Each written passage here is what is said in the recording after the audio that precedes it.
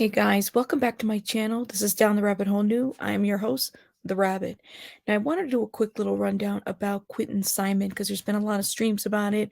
But if you don't really know who Quentin Simon or what that situation is about, Quentin Simon is a 20-month-old boy who vanished in Georgia about 5 to 6 days ago, 6 days ago to be precise. Okay, there's been a massive search to Quentin Simon. There's been a lot that's been coming up, including messages that dictate that he was in a landfill, that he's no longer alive. That's what we know. At least it's presumed by police that Quentin Simon is no longer alive. His mother, his biological mother, is also named as prime suspect. Okay.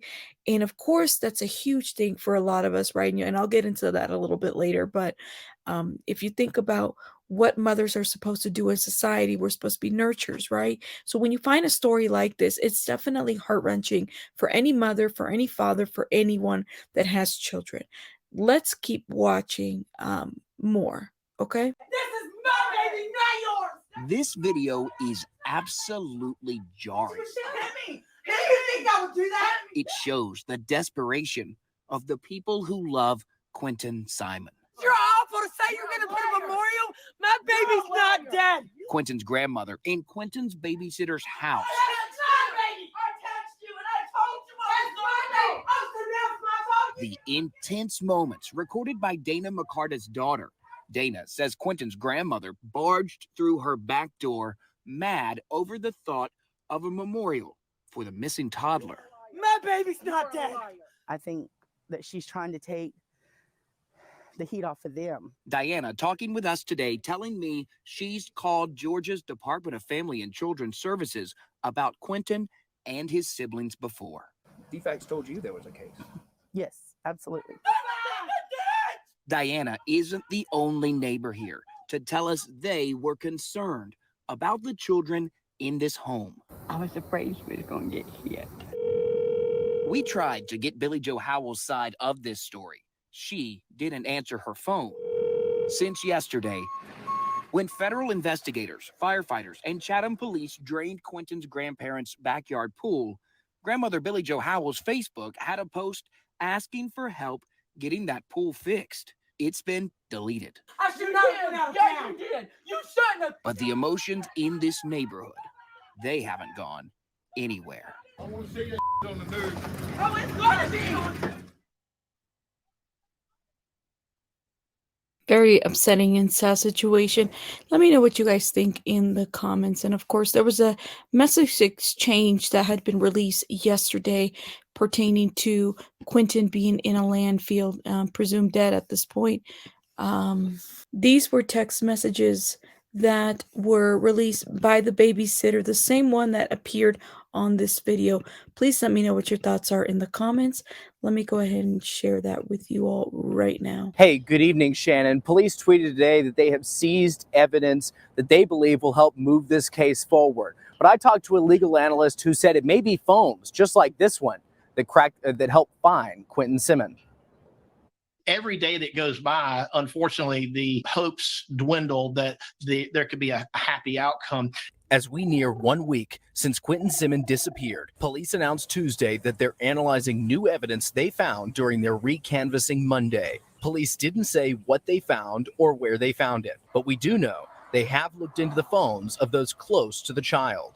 Former prosecutor and police officer turned lawyer Philip Holloway tells WJCL 22 News it's digital forensics that will help paint a picture of this investigation. They're going to look at everybody's digital footprint, so to speak. They're going to look and see where they've been, what they've been doing, who they've been texting, who have they been calling, who have they been emailing.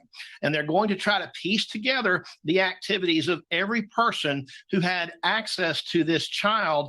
We told you Monday that Chatham County denied WJCL's open records request for the initial 911 call from Quentin's 22-year-old mom, Leilani. Holloway believes that call has incredible investigative value. The fact that they are not releasing it tells me that it's a very big piece of this. It tells me that they are looking very closely at that call and that they are trying to look at the veracity, the truthfulness of what was stated to dispatchers in that call. It's a big piece of it. Regardless, Holloway says the search for Quentin won't stop until it's been solved. They are not going to stop until they solve this case. And it might be with old-fashioned shoe leather. It may be with digital evidence or trace forensic evidence or some combination, I think most likely, of all of those things. They're not going to give up. And clearly the digital investigation side of things, we're thinking it's going to be something in the phones. Maybe they've collected something. And of course, the press conference is set to start today at about 1 p.m. Georgia time. So everybody is ready for that and everybody can watch as we are watching. So what does this mean for a mother to be the prime suspect of the situation? What does it mean for, a woman? Mothers are supposed to be maternal, right? I mean, that's what society tells us, that we are supposed to be nurturers. That's what we're made to do, right? But when you find a story about a mother being the prime suspect, there's probably various factors as to what. And personally, I don't want to conclude until we've made until the police has given all information out as much as they can in order for us to really digest it and dissect some of that information. Let me know what you guys think in the comments, okay? Now, some of you guys have said maybe it was discipline that went a little too far or something went wrong, or maybe she was deliberate. She lied. She's a known liar. That's what people have been saying. As far as the family goes, and that could very well be the case, but I'm curious to know what else further. It sounds like they also had CPS, Child Protective Services, involved, which is an area that I would like to dig into a little bit more. Were there safety concerns before? And if so, what did Child Protective Services do to address it?